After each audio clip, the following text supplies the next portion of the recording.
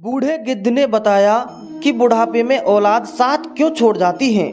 दोस्तों, आज का यह वीडियो बिना स्किप किए सभी को देखना चाहिए, क्योंकि बुढ़ापा तो एक दिन सभी पर आएगा। जो आज बालक है वो कल युवा बनेगा, परसों जवान होगा और आगे फिर बुढ़ापा स्वीकार करना पड़ेगा। चाहे कुछ भी कर लो, इसमें किसी की भी नहीं सुनी जाएगी। ऐसा नहीं है कि कोई व्यक्ति अधिक धनवान है तो वो कुछ रिश्वत दे देगा तो बुढ़ापा उस पर असर नहीं करेगा। ऐसा नहीं है कि कोई बड़ा बहादुर है तो लोग उससे डरते हैं तो बुढ़ापा भी उसके डर से उसके पास नहीं जाएगा। चाहे कोई ज्ञानी हो, धनी हो, बली हो या गुणी हो, सबके सारे हुनर धरे के धरे रह जाएंगे जब बुढ़ापा आपके ऊपर आएगा तब। इसलिए ये जानकारी सबको ध्यान से सुननी चाहिए। इस वीडियो से पता चलेगा कि औलाद बुढ़ापे में साथ क्यों छोड़ जाती है।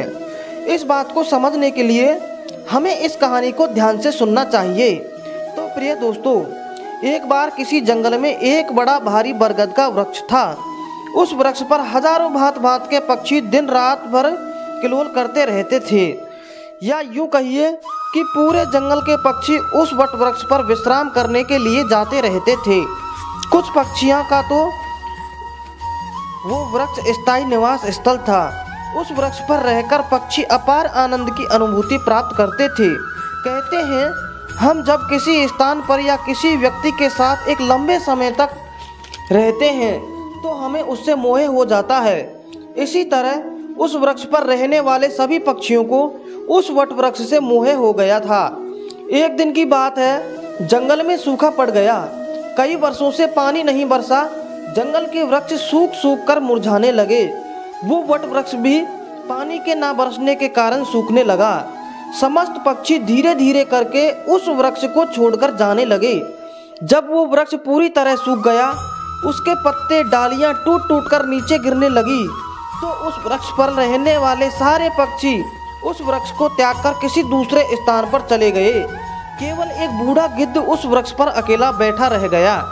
उसने देखा कि वृक्ष पर रहने वाले सारे पक्षी एक एक करके वहां से जा चुके थे। कुछ पक्षियों ने तो उस बूढ़े गिद्ध से भी चलने को कहा, परंतु गिद्ध ने जाने से मना कर दिया।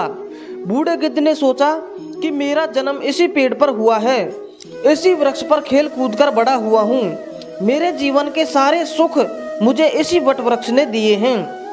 आज जब इसके ऊपर विपत्ति है तो मैं इसे विपत्ति में छोड़कर अकेला कैसे चला जाऊं। इस वृक्ष ने मुझे पाल पोस कर बड़ा किया है, सुख दुख में मेरा साथ दिया है। मैं इस वृक्ष का ऋणी हूँ। मैं मरकर भी इस वृक्ष को छोड़कर नहीं जाऊंगा। वे लोग बड़े ही खुदगर्ज होते हैं जो अपने माँ बाप को बुढ़ापे में छोड़कर चले जाते हैं या परदेश में रहकर सुखपूर्वक जीवन यापन करते हैं। घर पर अपने बूढ़े परिजनों का भूल जाते हैं। ऐसी संतान को धिक्कार है जो अपने माँ बाप को बुढ़ापे का सहारा नहीं बनते हैं। सोचो, जब तुम असहाय थे तब तुम्हारे माँ बाप ने तुम्हारा साथ छोड़ा था क्या? जब तुम बीमार हुए थे तब वो तुम्हें छोड़कर कहीं गए थे क्या? जब तुमने किसी के साथ झगड़ा किया और तुम संकट में पड़ गए थे तो क्या तुम्हारे माँ बाप ने तुम्हें अकेला छोड़ा था? जब उनके मन में किसी अच्छी चीज का खाने की इच्छा उत्पन्न हुई थी तब उन्होंने वह चीज तुम्हें छोड़कर कभी अकेले में खाई थी क्या? आज वो बूढ़े हो गए हैं, तुम्हें उनसे घृणा होने लगी। तुम्हारे लिए उन्होंने इतना किया, तुम उनके लिए इतना भी नहीं कर सकते कि उनके बुढ़ापे की लाठी बन जाओ। दर्शक बंधुओं, बूढ़े गिद्ध ने मरते दम तक वृक्ष का साथ ना छोड़ने की कसम खाई। कुछ दिनों और बीते तो वह वृक्ष बिल्कुल जर्जर हो गया। कुछ दिन और बीते, उसे दीमक काटने लगी, लेकिन गिद्ध फिर भी उसे छोड़कर नहीं गया। दिन में थोड़ा इधर उधर घूमकर अपना भोजन जुटा लेता था और शाम होने पर उसी सूखे वृक्ष पर आकर बैठ जाता था। इसी तरह से कई रोज बीत गए। जो पक्षी उसे छोड़कर दूसरे स्थान पर चले गए थे, उन्होंने सोचा कि गिद्ध काका अभी भी उसी सूखे वृक्ष पर बैठे रहते हैं, क्यों ना हम सब साथ मिलकर उनके पास चलें और उनसे समझा बुझाकर अपने पास बुला लाएं। यही सोचकर कुछ पक्षी बूढ़े गिद्ध के पास गए और उन्हें अपने साथ चलने का आग्रह किया। कहने लगे, गिद्ध काका, तुम कहाँ इस सूखे हुए वृक्ष पर बैठे रहते हो? इस वृक्ष का जीवन खत्म हो चुका है। मरे के साथ में मरना कहाँ की समझदारी है। कहते हैं वही जीवन श्रेष्ठ है जिसमें धर्म की हानि नहीं हो। वही देश श्रेष्ठ है जहाँ कुटुंब का पालन हो सके। ये वृक्ष बिल्कुल जर्जर हो चुका है। दीमक इसे रात दिन गलाए जा रही है। किसी दिन हवा के तेज झोंके के साथ ये गिर जाएगा, फिर तुम कहाँ जाओगे।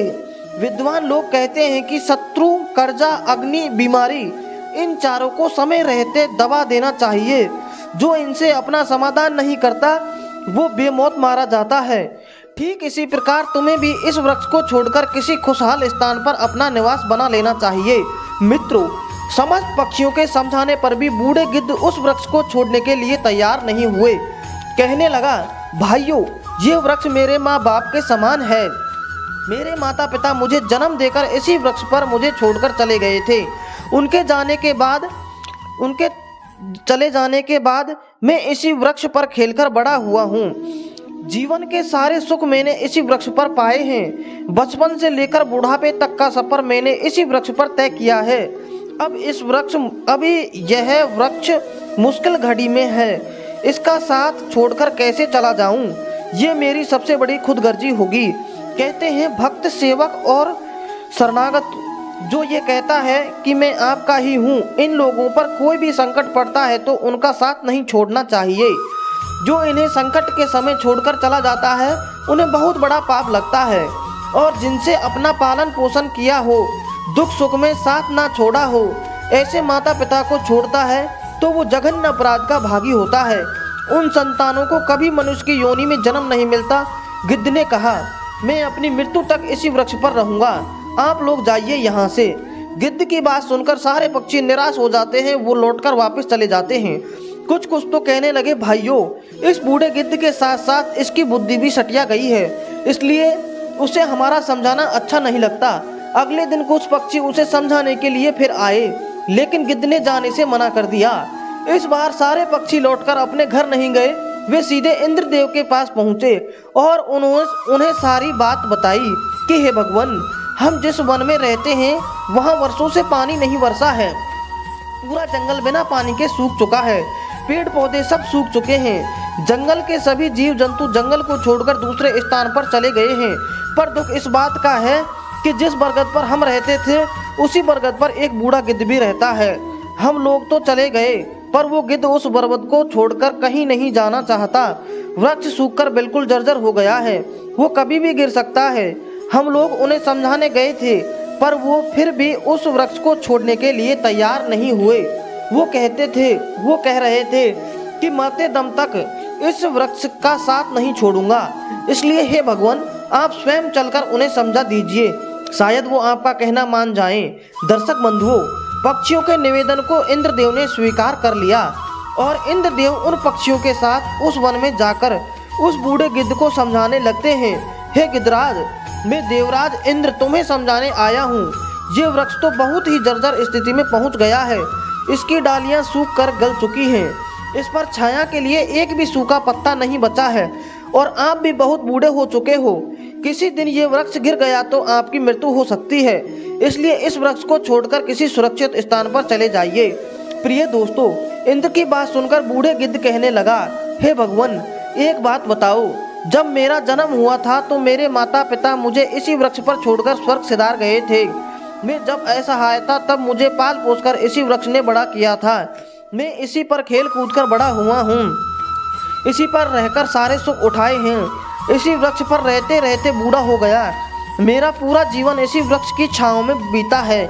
आज जब इस वृक्ष पर विपत्ति आ गई तो मैं इसे छोड़कर कैसे चला जाऊं? अक्सर लोग यही करते हैं कि विपत्ति आने पर गरीबी में व्यक्ति हितैषियों का, अपने बंधुओं भाइयों का साथ छोड़कर चले जाते हैं। मैं उन मतलबियों में से नहीं हूँ। मैं मरते दम तक, आखिरी सांस तक अपने माता पिता के तुल्य इस वृक्ष का साथ निभाऊंगा। गिद्ध का ऐसा अद्भुत प्रेम देखकर इंद्र बहुत खुश हो जाते हैं। कहते हैं, गिद्ध, मैं तुम्हें वरदान देना चाहता हूँ, बताओ तुम्हें वरदान के रूप में क्या चाहते हो? तब गिद्ध कहता है, हे भगवान, यदि आप चाहते हो कि मुझे वरदान नहीं चाहिए, इस बरगद को वरदान दे दीजिए ताकि ये हरा भरा हो जाए, इसकी आयु बढ़ जाए। मैं तो वैसे भी बूढ़ा हो चुका हूँ, थोड़े बहुत दिन का जीवन शेष बचा है। मेरे बाद इस वृक्ष की छाया में हजारों पक्षी सुखी रहेंगे। सबका भला होगा तो मुझे भी खुशी होगी। गिद्ध की बात सुनकर इंद्र ने उस वृक्ष को हरा भरा बना दिया। पूरे जंगल में पानी बरसा दिया। सारे जंगल के वृक्ष फिर से हरे भरे हो गए। चारों तरफ हरियाली छा गई। जो जीव जंतु जंगल को छोड़कर चले गए थे वो फिर से वापस आ गए। सारे पक्षी उस बरगद पर आकर कलरव करने लगे। सब पक्षी उस बूढ़े गिद्ध काका की खूब सेवा करने लगे। उनके लिए भोजन पानी सब वहीं लाकर देते थे। दोस्तों, इस प्रकार गिद्ध का सारा शेष जीवन सुख पूर्वक निकल गया। हमें इस कहानी से सीख लेनी चाहिए कि अपनों का बुरे वक्त में कभी साथ नहीं छोड़ना चाहिए। खास करके जिसने आपको जन्म दिया है, उस माँ का पालन पोषण करने वाले अपने पिता का, वो आपके जीवन दाता हैं। आपको पाल पोसकर बड़ा करने में उन्होंने बहुत तकलीफ उठाई है। उनके बुढ़ापे में यदि आप सहारा नहीं बन पाए तो वो जीवन आपका किसी काम का नहीं रहेगा। प्रिय दोस्तों, ये वीडियो यदि आपको पसंद आया हो तो वीडियो को लाइक करो और अपनों तक शेयर करो ताकि उनको भी कुछ जानकारी मिले। मिलते हैं एक और ऐसी ही वीडियो के साथ। तब तक आप अपना रखिए ख्याल। वीडियो में अंत तक बने रहने के लिए आपका बहुत बहुत धन्यवाद।